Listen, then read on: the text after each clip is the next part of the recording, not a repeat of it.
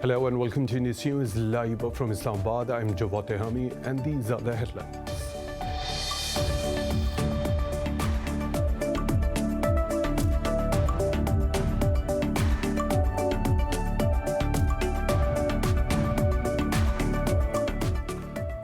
Haiti's President Jovenel Moise has been assassinated at his private residence by unidentified gunmen. In a statement, Interim Prime Minister Claude Joseph termed the incident heinous and barbaric and urged the public to remain calm.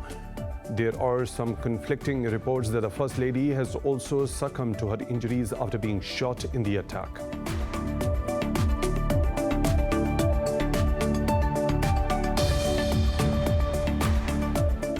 The Taliban have attacked the first provincial capital in Afghanistan since the offensive began.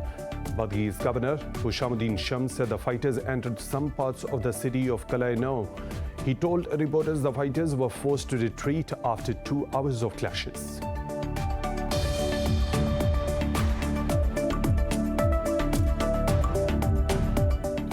A UN human rights expert has called for economic sanctions on Myanmar's oil and gas sector to cripple the army that seized power in February. Addressing the Human Rights Council in Geneva, Thomas Andrews said the financial lifeline for the military should be stopped.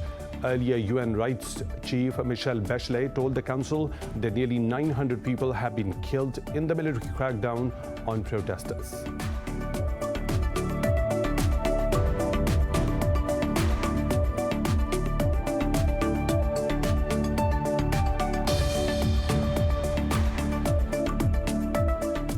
Pakistan is remembering Havaldar Lalak Jan on the 22nd anniversary of his martyrdom during the Kargil War. In a tweet, the military's media wing said Lalak Jan's fortitude will inspire many generations of defenders. He is one of the 11 recipients of the Nishan-e-Haider, Pakistan's highest military award.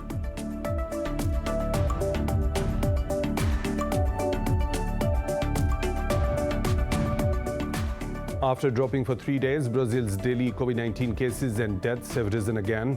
The Latin American country registered more than 62,000 cases and over 1,700 deaths overnight. In Pakistan, the virus has claimed 17 more lives and infected more than 1,500 people in the past 24 hours. There are nearly 4 million deaths worldwide and more than 184 million cases.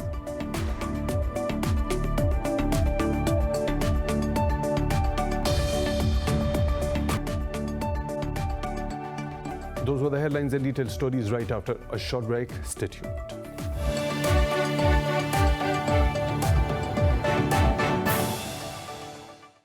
Welcome back, and now with the news in detail. Haiti's President Jovenel Moise has been killed in an attack by unidentified gunmen on his home in the nation's capital. There are some conflicting reports that the First Lady has also succumbed to her injuries after being shot in the attack. In a statement, Interim Prime Minister Claude Joseph termed the incident heinous and barbaric and urged the public to remain calm. He said all measures have been taken to guarantee the continuance of the state. In his message, US President Joe Biden said he was shocked and saddened by the assassination of Moise. Moise had been in power since February 2017. During his tenure, he faced accusations of corruption and was challenged by waves of anti-government protests.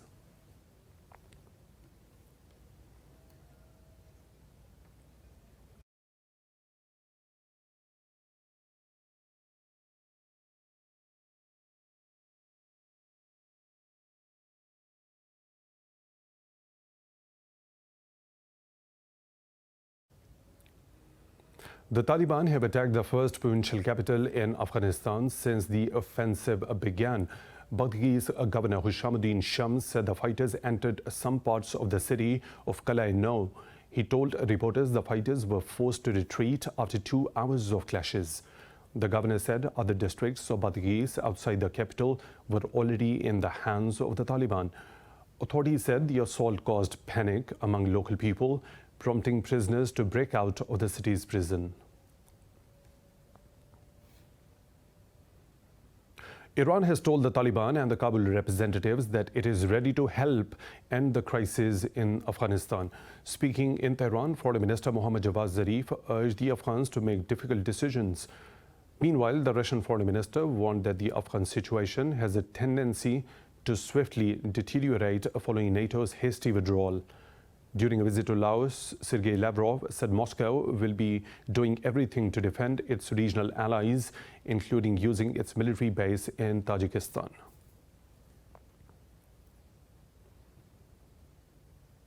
And for more on this, we are joined by Mr. James Dorsey, a political analyst from Singapore. Mr. Dorsey, thank you very much for your time at Indus News. So we have seen how efforts to mediate a political solution by the US as well as Qatar have virtually hit a wall. So what can be done by Iran, which others couldn't do, to facilitate an intra-Afghan political settlement? Well, I think that both parties have a vested interest. So, with other words, the Taliban have an interest in having a good relations with their neighbors to create some degree of stability. And obviously relations in the past between Iran and the Taliban have been a very mixed bag for a variety of reasons, including the fact that the Taliban have incorporated forces that were very anti-Shiite. At the same time, Iran, as well as other neighbors of Afghanistan, have a vested interest in being involved in a peace process, particularly at a time that the U.S.-led negotiations don't appear to be going anywhere. So, Mr. Dorsey, with the magnitude and the spread of the ongoing fighting in Afghanistan spreading by every hour, is there still a real possibility of a negotiated settlement at all? Well, obviously, the tables turn as the balance of power changes, and it seems at this point that the balance of power is certainly in favor of the Taliban, which again makes not so much the issue of whether or not you can salvage the Kabul government the central issue, but for countries like Iran, a working relationship with whatever government may come to power in Kabul. Mr. Dorsey, Pakistan is warned of dire consequences of the American coalition's hasty withdrawal from Afghanistan without a peace settlement, with Russia now stepping in to safeguard Tajikistan from a possible spillover effect. Do you believe other regional countries are at risk too? Well, depending on how Afghanistan evolves. I mean, we've been talking until now about a Taliban takeover. There is also the possibility, maybe not of a civil war, but of a fair amount of strife between various Islamist groups, including the Taliban, but also more jihadist groups like Al-Qaeda and the Islamic State. And that certainly could cause a spillover into other countries in Central Asia. Mr. James Dorsey, thank you very much for your time at Indus News. We really appreciate that. And now moving on, the UN's nuclear watchdog says Iran has started the process of producing enriched uranium metal. While the West suspects Iran's latest step may help it move closer to developing a nuclear weapon, Tehran has told the IAEA its enriched uranium metal will be used as fuel for a research reactor. The U.S. has condemned Tehran's decision, calling it an unfortunate step backwards for the revival of the 2015 Iran nuclear deal. State Department spokesperson Ned Price said the U.S. is not setting a deadline for the talks, but he noted that Tehran's nuclear advances will have a bearing on Washington's stance. Meanwhile, Germany, France and the United Kingdom also voiced grave concerns. The three said Tehran is threatening a successful outcome to the Vienna talks to revive the deal. They urged Iran to halt all activities in violation of the deal and return to the negotiations in Vienna. The talks adjourned on 20th of June, and a date for their resumption has not yet been set. And to talk more on this, we are joined by Kurosh Shamlu, international relation expert. Mr. Shamlu, thank you for your time at Indus. With the new administration in Tehran, what does Iran intend to achieve with this step strategically and diplomatically? Yes, thanks for having me on. With the new administration, which is going to come in place soon, and as you know, Raisi has been elected, and he has the support of the Majlis, the Congress of Iran, and he also has the support of the Supreme Guide, Mr. Khamenei. So he wants to show the world that he's the one deciding, and Iran is not gonna bend over any more sanctions or any other relation. They want to prove to the world that Iran, even if the sanctions were very tough, the toughest in history, Iran could stand and didn't do anything, and even if its economy is in very bad shape, it survived. So they wanna show the world, and especially in the region, that they're one of the most powerful country in this region, and they wanna be counted on in every decision. So, Mr. Shamlo, are the Vienna talks for the revival of the 2015 nuclear deal headed for a positive outcome anytime soon? It's not going to be anytime soon. We're going to have to wait until Mr. Raisi take position and say what he wants. And as I just told you, he has a good stand, because now he can enrich the uranium, and nobody can say anything, because the United States put the toughest sanction, and it didn't do. It hurts the economy. It hurts a lot the economy of Iran. But Iran is still there. So on the sanction, he doesn't want to talk about the conventional weapon. That's for sure. And he wants to be part of the region. He will not accept to go out of Iraq, to go out of Syria or Yemen. So this will not be part of the deal. But as I said before, they will sign a deal with the Americans, because Iran's economy needs that deal. Now I'm talking to you in Tehran. I arrived yesterday from Paris here, and we have no power, no electricity in Iran for 2 or 3 hours every day in Tehran. So the economy of Iran needs a new deal, needs the international community and the international companies to come and invest in Iran. Mr. Kurrosh Shamlu, thank you very much for your time at Indus News. We really appreciate that. And now moving on, the US-led coalition fighting in Iraq says 14 rockets have hit the Ain al-Assad air base in Alamdar province. This is the second such attack on the base, which houses American troops, in the last 2 days. In a statement, coalition spokesperson Colonel Wayne Maratho said initial reports indicate 3 minor injuries. Meanwhile, the US-backed Syrian Democratic Forces say they have thwarted a drone attack on Al-Umar oil field. They say initial reports show no damage in the attack on the US protected oil field in the Deir al-Zor area. This comes a day after rockets targeted the US embassy in Baghdad and Ain al-Assad base, which houses American troops. Russia says it has expelled an Estonian diplomat who was detained for suspected espionage the previous day. The Russian Foreign Ministry has given Mart Latte 48 hours to leave the country. Foreign Ministry spokeswoman Maria Zakharova said Latte has been declared persona non grata. She added that Moscow has lodged a strong protest with the Estonian embassy against Latte's intelligence gathering activities. Zakharova accused Latte of gathering data for espionage purposes and dismissed Estonian denials of espionage. Earlier, Estonia called the charges completely ungrounded and described the arrest as a provocation by the Russian authorities.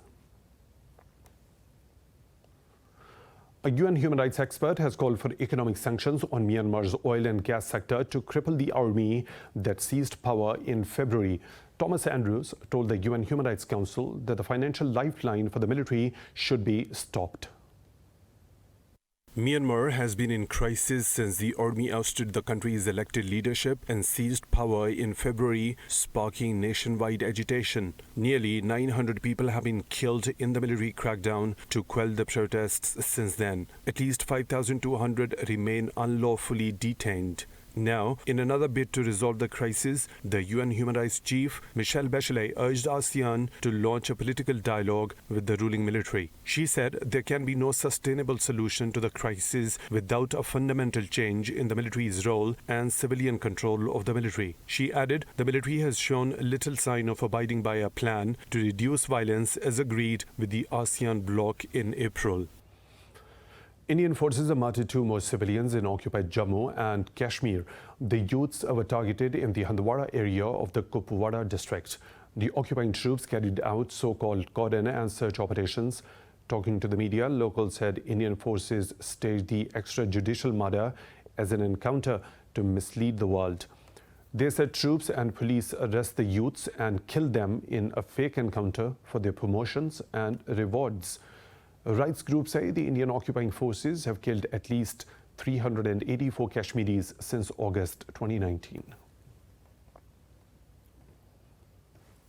Pakistan's President Dr. Arif Alvi has cautioned India of an internal strife if it continues persecuting Muslims under its Hindutva ideology.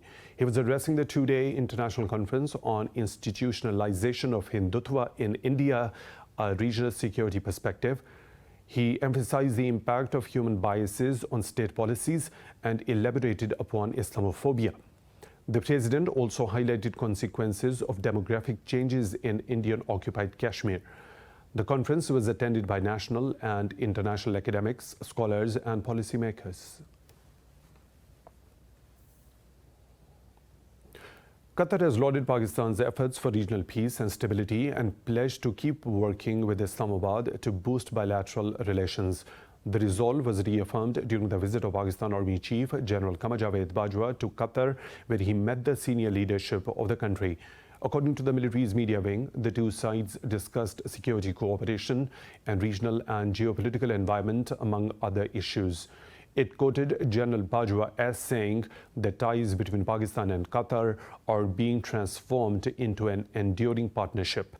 The general also appreciated Qatar's role in the Afghan peace process. Pakistan is remembering Havaldar Lalak Jan on the 22nd anniversary of his martyrdom during the Kargil War.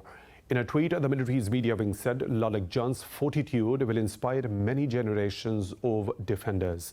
More in this report. He volunteered for the Kargil War, thwarted Indian attacks and inflicted heavy losses on the enemy. However, he was terminally wounded while fighting fearlessly and embraced martyrdom on July 7, 1999. Hailing from Gilgit-Baltistan, Lalak Jan is one of the 11 recipients of Nishan-e-Haider, Pakistan's highest military award. Today is the martyrdom anniversary of my father Lalak Jan Shaheed, who is a national hero. I am his only son and we as a family are proud of him because he sacrificed his life for the country and the Muslim world. I am invigorated by the same spirit and will never shy away from any such sacrifice needed whenever the time comes. On behalf of the Chief of Army Staff, General QAMAR Bajwa, Commander Force Command Northern Areas laid a floral wreath at Havaldar Lalak Jan Shaheed's grave in his native town, Ghizar. People from various walks of life, civil and military officials and relatives of Shaheed attended the ceremony. And to talk more about this, we are joined by Major General Ijaz Awan. General Awan, thank you for your time at Indus News. Can you share with our audience what earned Lalak Jan Shaheed the highest military honor in Pakistan? Well, thank you very much. Lalak Jan and his colleague, Colonel Sher Khan, they hail from the same battalion and same regiment, Northern Light Infantry. And in the Kargil operation, they performed their duties they went beyond the call of their duty and made us all proud. It was their heroic action that repulsed repeated attack in waves by the Indian Army and inflicted very heavy casualties on them. And as you said, he was wounded in that action and terminally then he expired or embraced martyrdom. So he made all his regiment and in particular his battalion, 12th NLI, proud. And I think we all appreciate his sacrifice of this heroic soldier. And he was awarded the highest military award, the Gallantry Award of Pakistan Army, Nishan-e-Haider. So, General Awan, what impact did Lalak Jan's valorous deeds have on the conflict?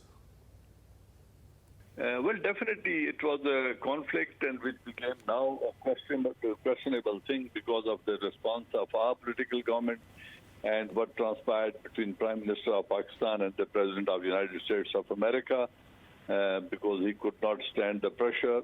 This, in fact, was an operation which was executed in complete secrecy because in 1984, India had violated the line of control and they had occupied the area of Siachen.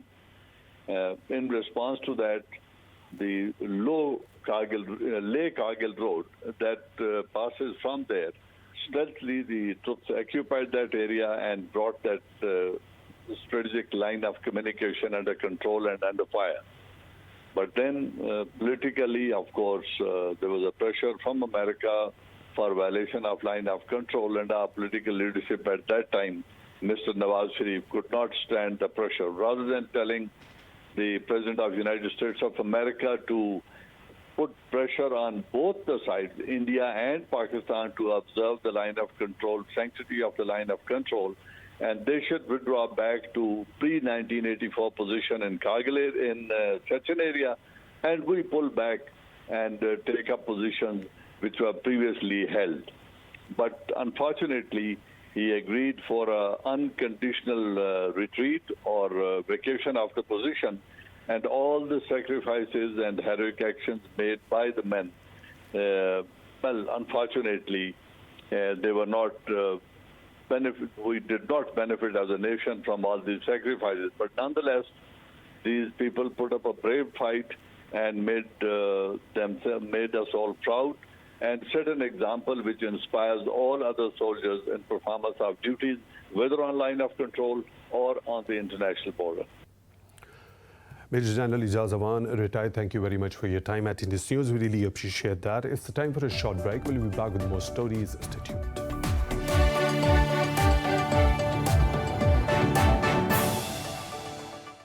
Welcome back. Pakistan's Prime Minister Imran Khan has commended the role of the National Command and Operations Center in dealing with the COVID-19 pandemic. He said this after an American magazine included Pakistan in the list of countries that best control the pandemic. Meanwhile, the NCOC in a meeting stressed on the provinces to expedite the vaccination process ahead of Eid al-Adha. Pakistan has administered over 18.2 million vaccine doses to date. Meanwhile, the virus has claimed 17 more lives and infected over 1,500 people overnight. After dropping for 3 days, Brazil's daily COVID-19 cases and deaths have risen again. The Latin American country registered more than 62,000 cases and over 1,700 deaths overnight. There are nearly 4 million deaths worldwide and more than 184 million cases. More in this report. The COVID-19 pandemic is accelerating in many countries despite enduring lockdowns and ongoing vaccination drives. Mexico has reported its biggest jump in new infections since late February. Zimbabwe has returned to a strict lockdown to combat a new surge amid vaccine shortages. New Zealand has given provisional approval for the Johnson & Johnson's Janssen vaccine. In Australia, New South Wales has extended Sydney's lockdown by another week.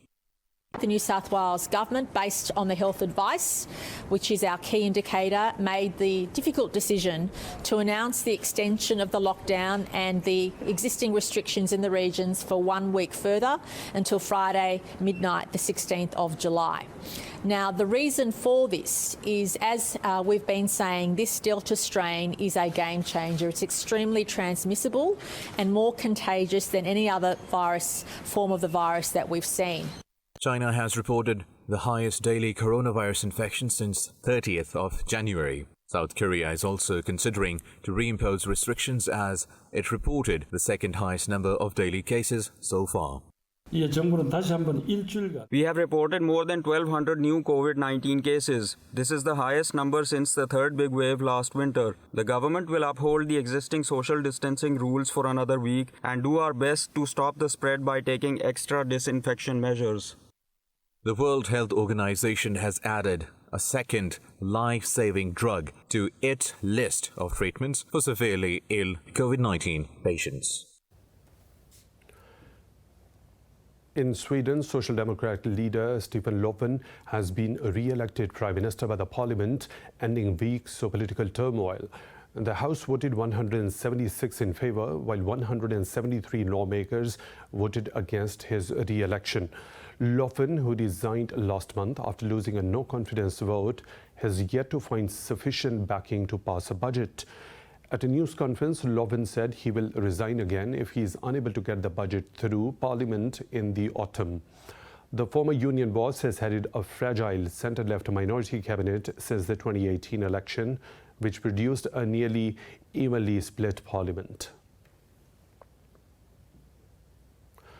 The U.S. has emphasized its commitment to helping Saudi Arabia defend its territory and people. The Defense Department issued a statement after Saudi Deputy Defense Minister Prince Khalid bin Salman met officials in Washington. In a tweet, Defense Secretary Lloyd Austin said he discussed the urgency of ending Yemen war with Prince Salman. Austin also expressed concerns over what he called Iran's destabilizing role in the region. Meanwhile, Under-Secretary of Defense for Policy Colin Kahl condemned the Houthi cross-border attacks. He also thanked Prince Salman for working constructively with the US to end the war in Yemen. China has called for an impartial investigation into Canada's treatment of its indigenous people. At the 47th session of the Human Rights Council, Beijing said Ottawa must do more than apologize. Mission Representative Jiang Duan called on Canada to take practical steps to remedy the harm caused by its historic mistreatment. He said those responsible must be brought to justice. The envoy also urged Canada to combat persistent racial discrimination and hate crimes against Africans and Asians.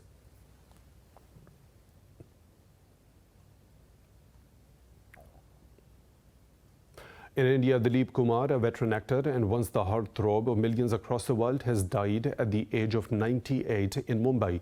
The veritable legend acted in more than 65 films over nearly 5 decades. Kumar's real name was Muhammad Yusuf Khan, and he was born in Pakistan's city of Peshawar. He enjoyed a massive audience in the country of his origin. Kumar is survived by his wife, Saira Bano, a Bollywood actress herself. Pakistan's national broadcaster, PTV, paid tribute to his career and work as a philanthropist.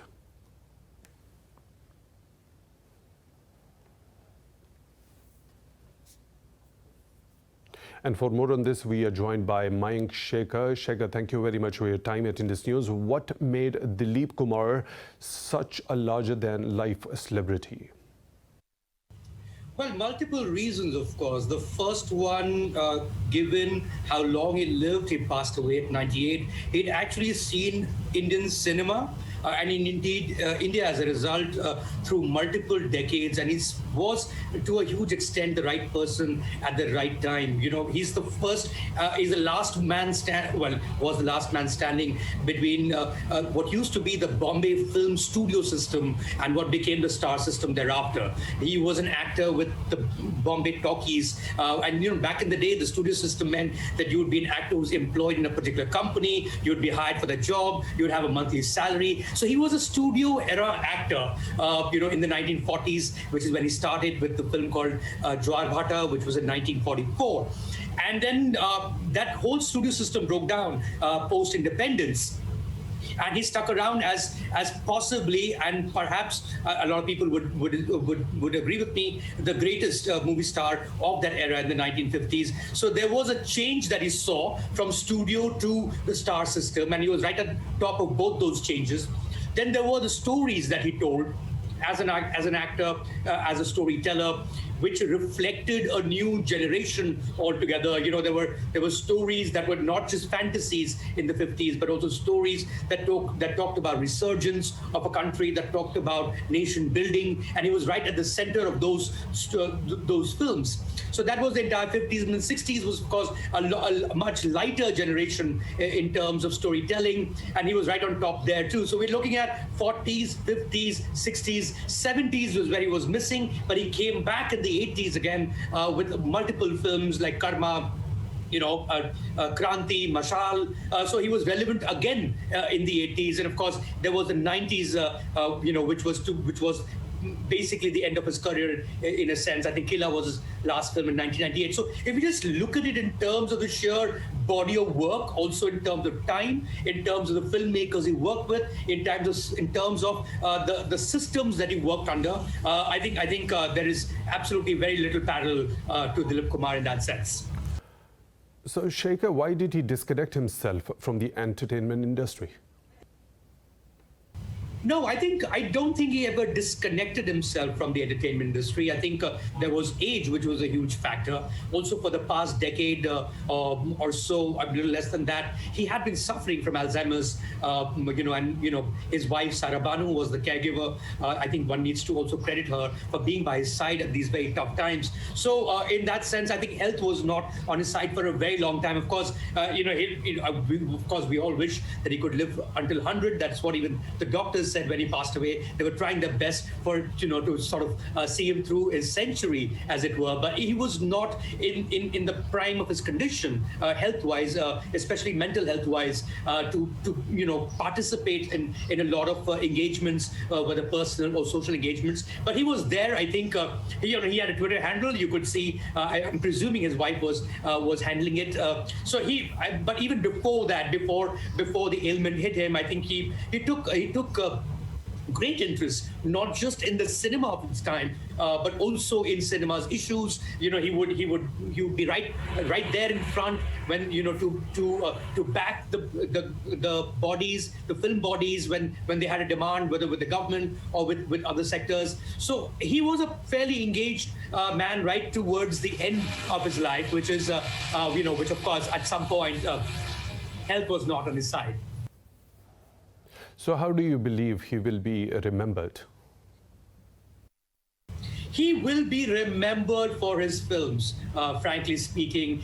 Not too many actors have had movies across decades, across generations that have survived the test of memory, the test of time, public memory, as it were. And whether it's a movie like Mughal-e-Azam back in the 60s, a film like Naya Daur, a film like Madhumati, which won the maximum number of Filmfare Awards. He was, in fact, the first actor to win the Best Actor Filmfare Award back in 1952 for Daag.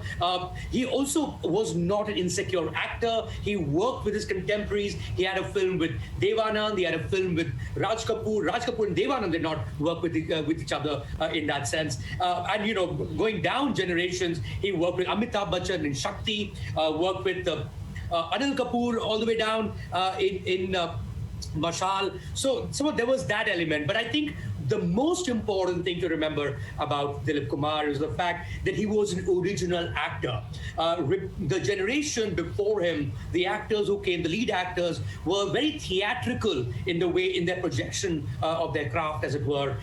Indian cinema the silent cinema actually came from a long tradition of Parsi theatre. But he was, and of course he got this tag of being a method actor, which is unfair on him. I think he was a self-learned, self-taught actor who was subdued, who was not always over the top, who had his mannerisms, but he was not restricted to his mannerisms, which explains the complete variety of roles he played all through his career. Although he got tagged along as the tragedy king because of films like Devdas, but I think he had an incredible range as an actor. Also, whether you look at it as a comedian, he did a bunch of films or masala films like a Ganga Jamuna, which was a huge success too. So commercially successful films, but done in a way that had not been seen for this long before. That's how people are going to remember Dilip Kumar for generations to come.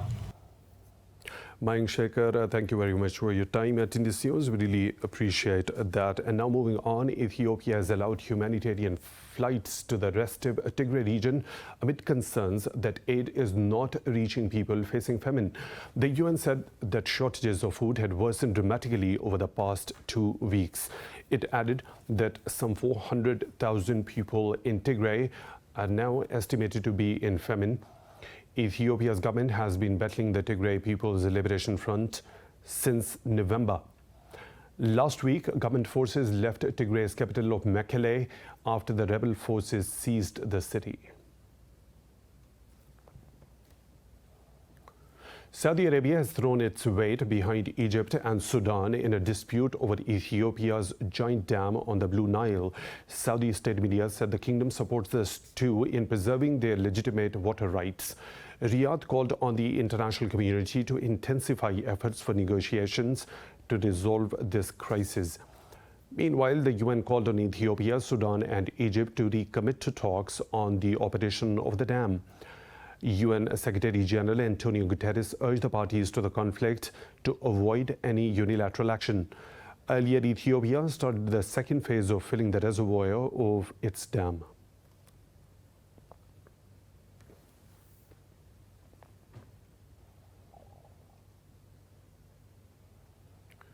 At least 28 students have been rescued out of around 150 abducted in Nigeria's northwest Kaduna state. State authorities say 125 students are still missing after the attack by armed men on a boarding school on Monday. They said search and rescue operations are ongoing for their safe return. Heavily armed criminal gangs often attack villages to loot and abduct for ransom in northwest and central Nigeria.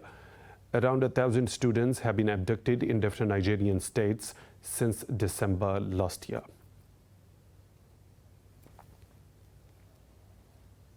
In the U.S. state of Florida, the death toll from a residential building collapse in Miami has risen to 46 as the search for victims entered its 14th day.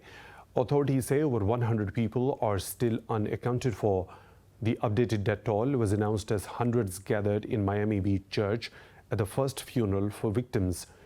Searchers have found no signs of survivors so far.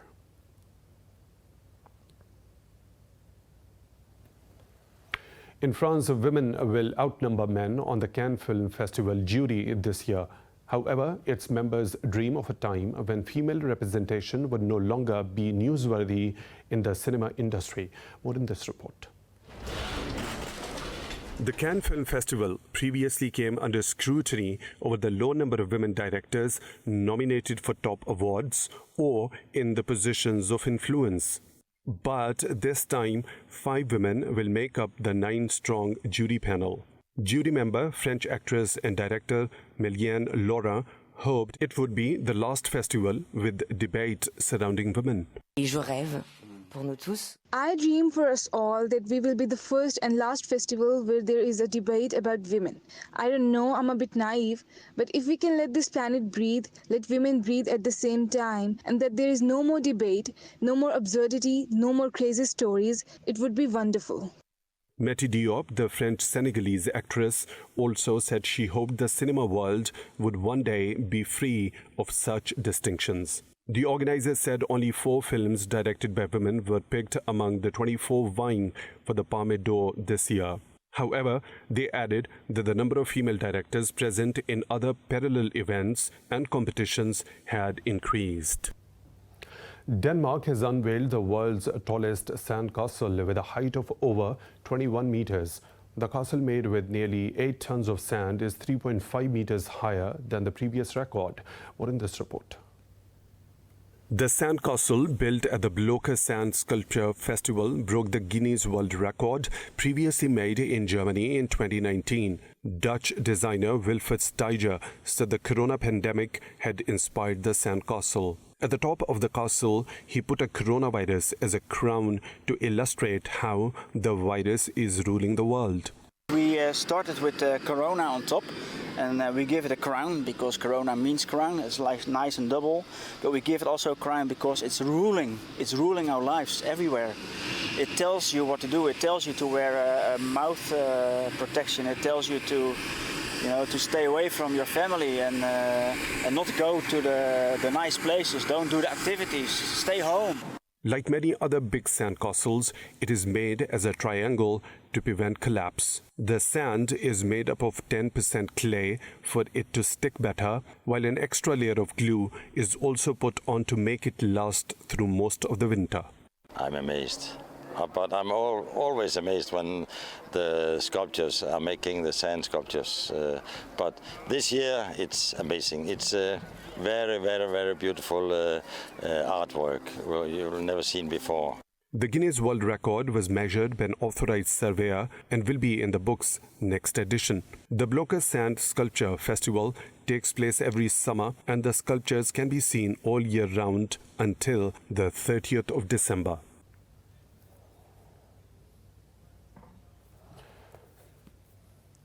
More stories to follow, but right after a short break. Stay tuned.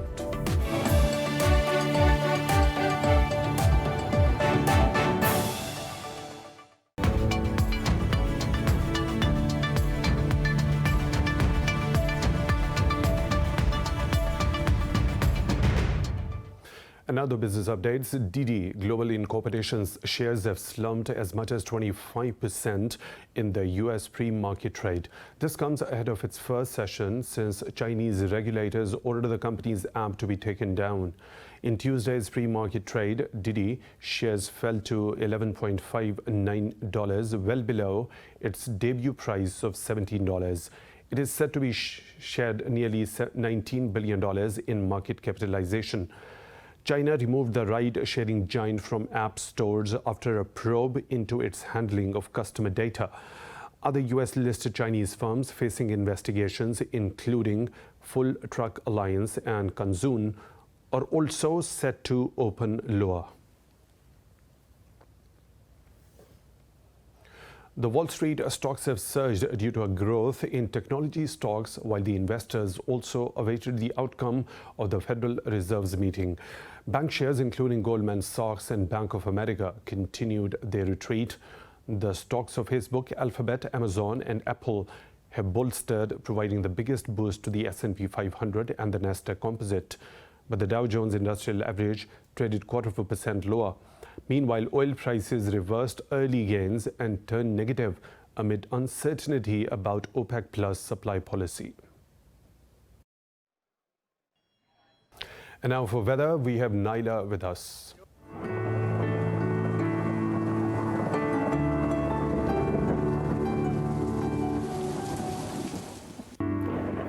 So we're going to start off with Abu Dhabi, where it is a whopping 44 degrees Celsius. So stay indoors and stay hydrated.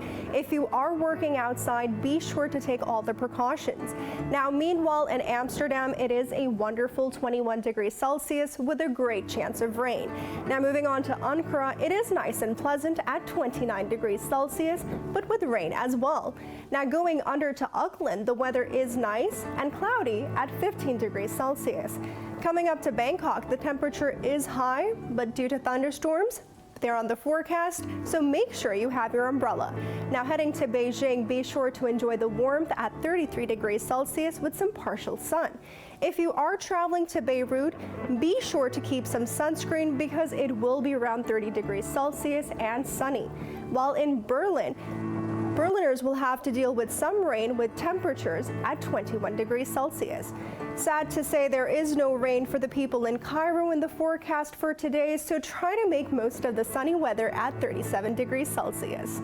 Honestly, Canberra is where we're all trying to be with the ideal weather at 12 degrees Celsius and partially cloudy, keeping the cold winter sun at bay. Now, if you are traveling to Islamabad, be sure to grab some sunscreen and an umbrella to keep out of the sun's rays because they will be partially harsh at 40 degrees Celsius. As far as Jakarta is concerned, the temperature is 33 degrees Celsius and will be partially sunny as well. Thank you so much. Back to you. Naila, thank you very much for the weather updates. And that is all for now with the latest updates. You can follow us on social media at Indus Top News.